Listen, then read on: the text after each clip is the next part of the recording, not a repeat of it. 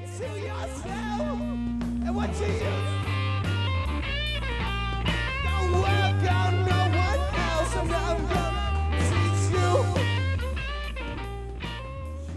Hey everybody, today we are going to be doing a live mix tutorial of a song we recorded the other day. Can't spell overheads, O-V, overheads, there we go. So the first thing I'm going to do is put the drums and overheads in a folder of their own.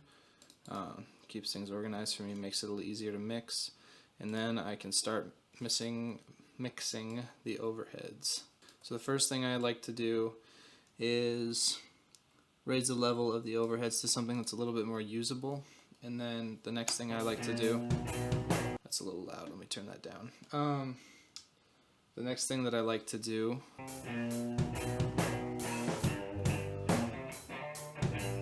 is pan them.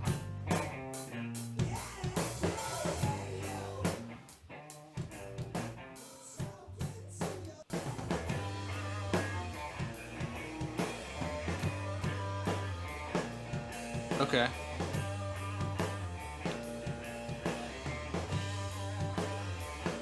So there's a lot of guitar in the room, but that's okay.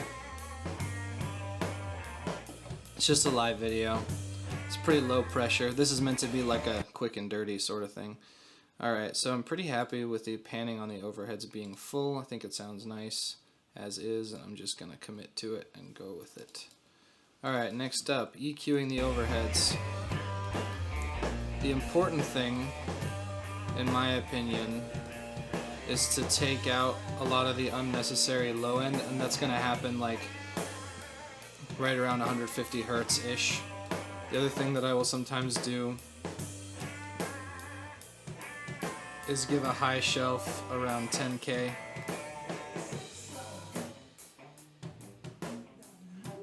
And maybe boost around 1K.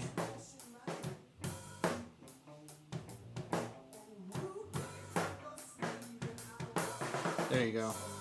Right around 1.2K to get some of that snare. And I'm done with the overheads. Moving on to the kick. Alright. So I can tell from experience the overhead track is a little loud, so I'm just going to bring it down so it's peaking around like -12 or something like that. Then I'm just gonna mix in the kick until I hear it.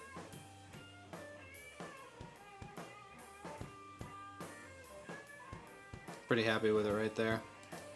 Alright, time to EQ the kick. First thing I'm gonna do is high pass it, but I'm gonna cut it off much lower, like around 40-ish hertz. I'm looking for like a little bit of resonance out of the kick. Then I'm also looking for like some attack. I hear that attack right here.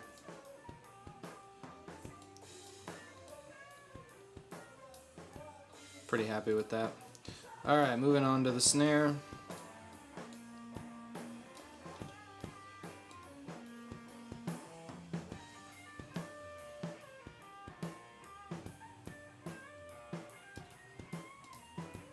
That seems about right for the snare. EQ the snare, high pass. Cool. I don't think I want to do anything to the snare other than give it a little boost.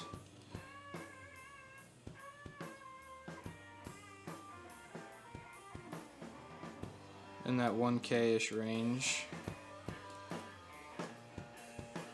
And give it a little bit of a high shelf over here. Let me just solo that.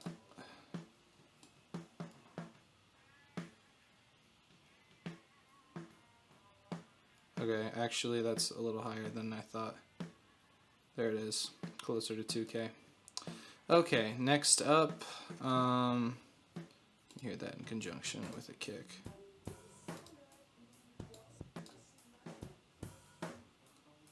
Next up is the bass. Alright, for the bass what I will do,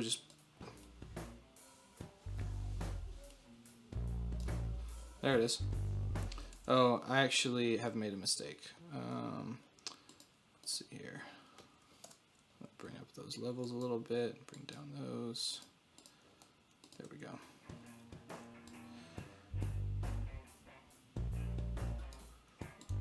That's what I get for doing quick and dirty, I suppose.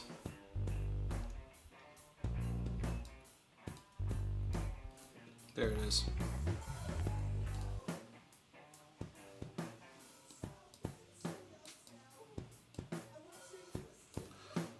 The main thing with these is that these are relatively good recordings, and so the benefit of having relatively good recordings is that it's much easier to mix later down the road. Alright, start bringing in the bass.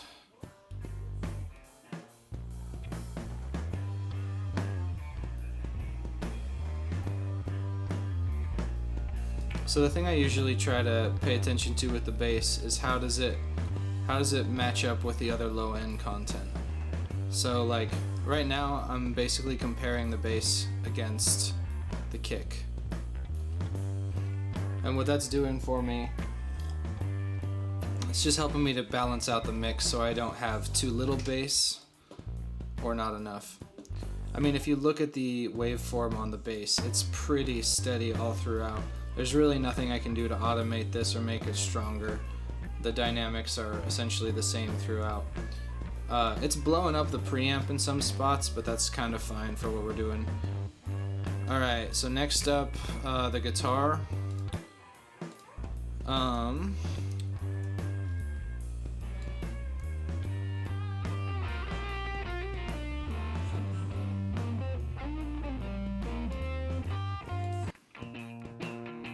So, from the beginning of the track,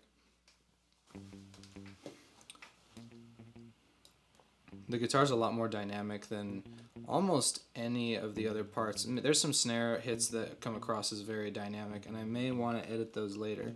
But just for a rough mix, that snare's okay. Okay, yeah, that guitar level at the beginning is significantly lower. So what I'm going to do is I'm just going to cut the track. I'm going to turn off snapping, or turn off the grid rather. Cut the track and then raise the transients over here a little bit so that they will come through in the mix a little better. Yeah.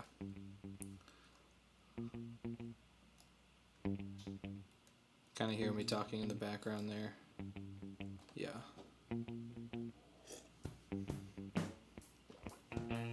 Yep, and the volume picks up a little bit there, but that's okay.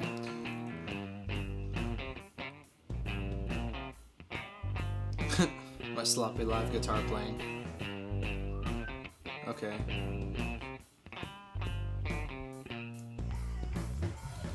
There's like a lot of low end going on in the bass that's a little bit unnecessary, so I'm going to start with a high pass over there. Pull it down a little bit. Boost around 180-ish.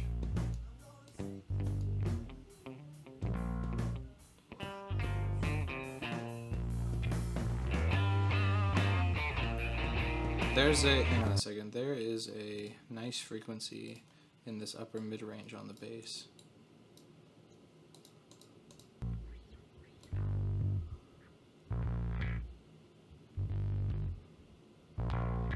Right there. I really like that. I'm gonna take you.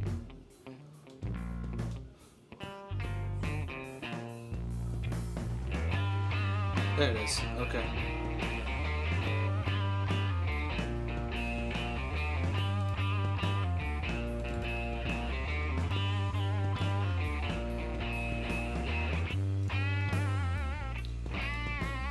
High pass the guitar, give it a little bit of a shelf.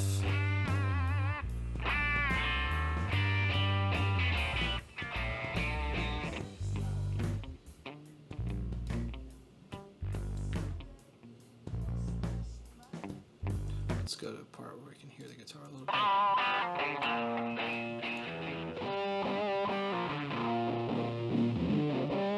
That's a pretty rough frequency. I'll pull that out.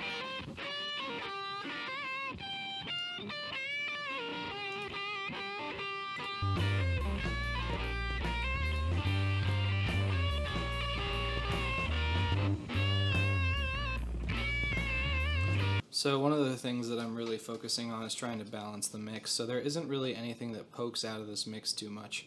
I mean, if anything,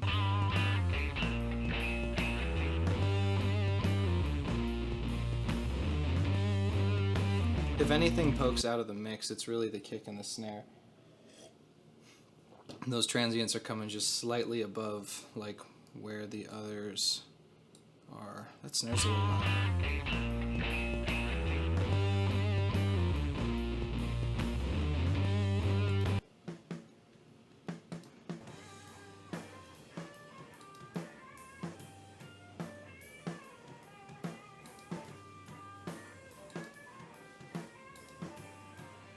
Yeah, that snare's coming just slightly above.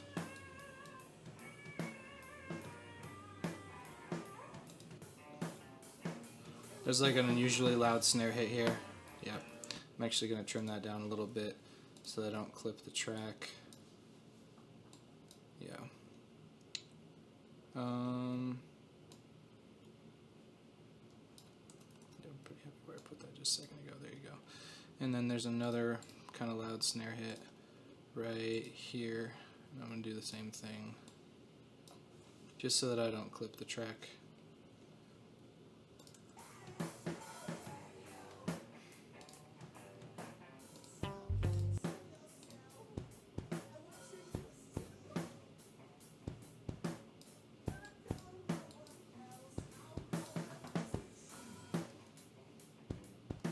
Yeah. That kick drum just sounds really good. I like that a lot.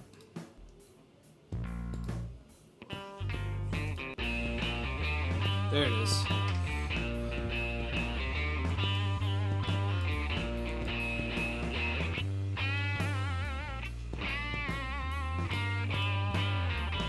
Cool.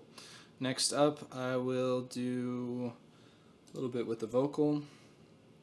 I can probably take the solo off all these tracks. I don't even think I'm using... There's not that many vocals in this song. It's not very vocal heavy.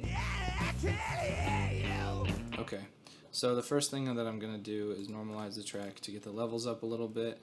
And then I'm just going to trim the vocal track to the actual vocals, trying to keep in the breath, so...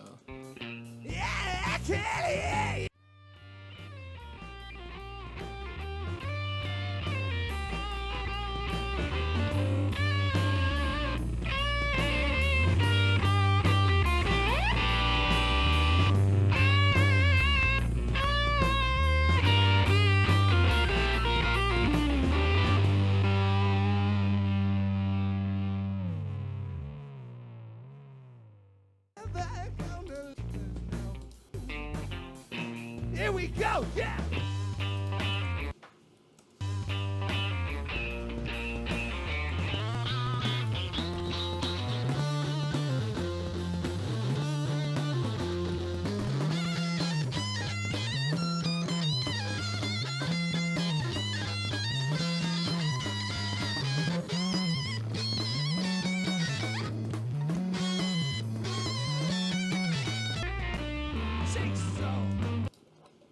Yeah, there's big gaps instrumental in this song. Makes it easy to edit. Talking to yourself!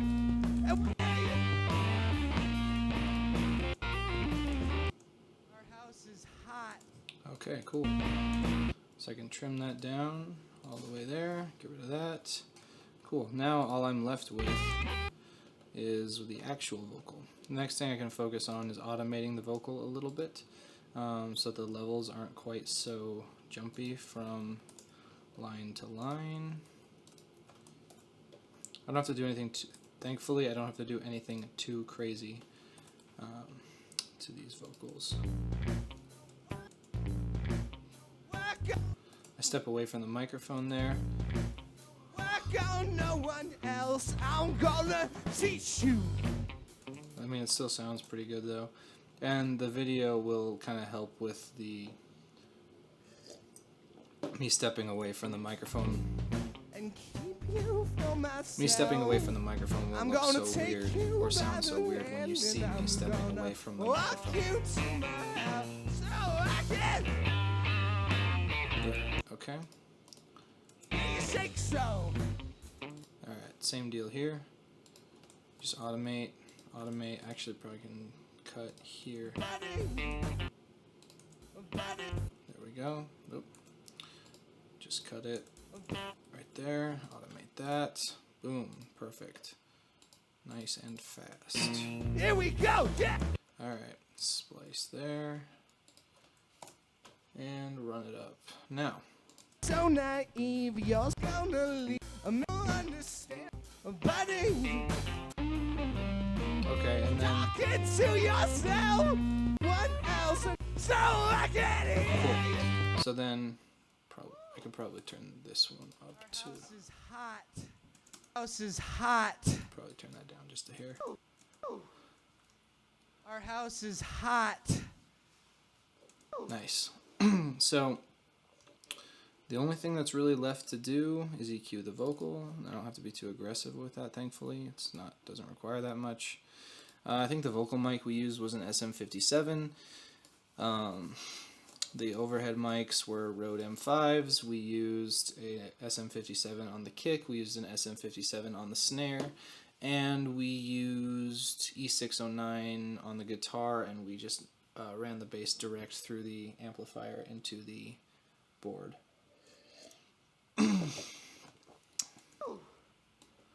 Our house is hot.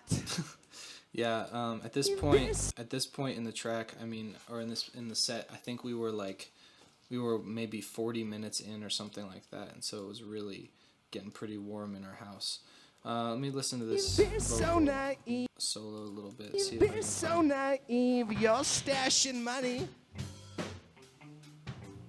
and rubies up your sleeve, and I'm gonna teach you. You're never gonna leave, and I'm gonna make you understand. There's nobody. The big thing with EQ Here is we like, go, yeah. if there's not a problem, you don't really have to do that much. So naive, you're stashing money. If you have to do corrective EQ, it's much harder to do with like stock plugins and things that aren't specialized tools. So I try to record everything and even to play everything in such a way that I don't have problems going down the road. It's kind of like that thing where it's like a life principle where if you take care of the little things, the big things can take care of themselves. Let's see how that... It's a little loud in the mix. Let me see where we're sitting. That's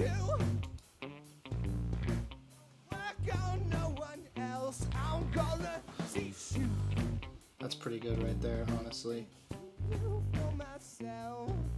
I'm gonna take you by the hand and I'm gonna walk you to. Cool.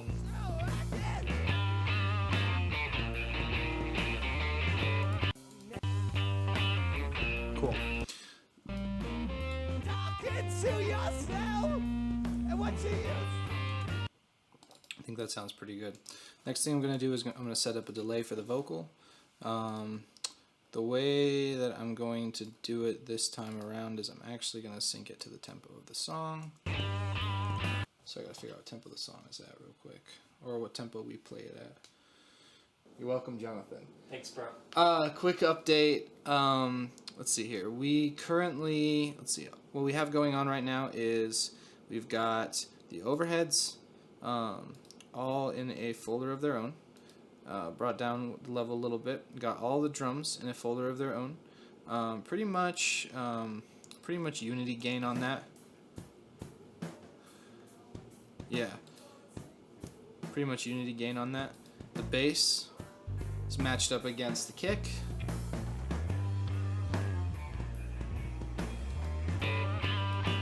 The guitar is kind of blended to taste. So like when we hit this solo, yeah, cool. We hit that solo and it keeps going. Cool. And then the vocals come in over here. Let's just bring it in. And what you use. Then I've got a delay. Don't work on no one else, and I'm gonna teach I've got a delay on the vocals and on the snare actually, and it's the same delay on the vocals and the snare. Last thing I took care of is that I've got a little bit of master limiting on the master bus. The last thing I'm going to do, the very last thing I'm going to do is take a look at what our LUFS level is. I mean, I can push it a little bit there.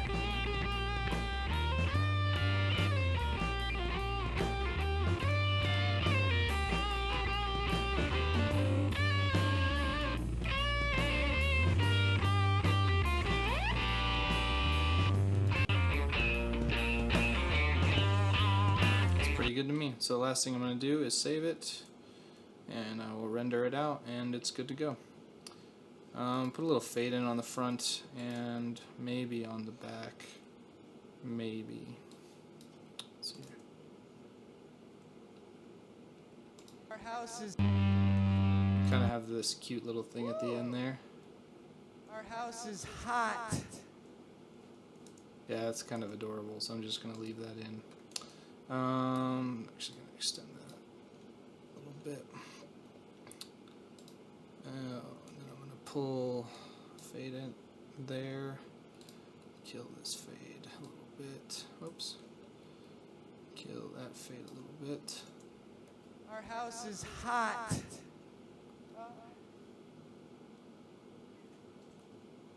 There we go. Now I'll render it out, and it should be good to go.